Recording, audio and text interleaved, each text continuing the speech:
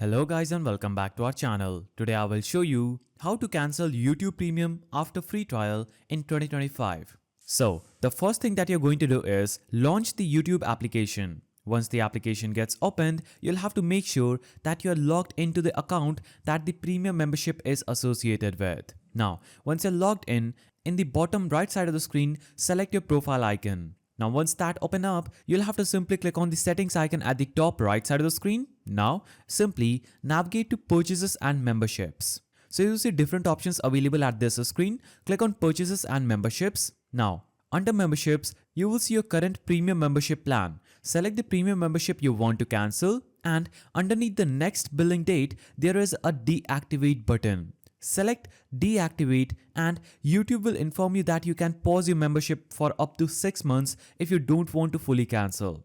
If you wish to proceed with cancellation, select continue to cancel and your premium membership will be cancelled. That is the simple way through which you can cancel your YouTube premium membership. If you found this guide helpful, please don't forget to give it a thumbs up and thanks for watching.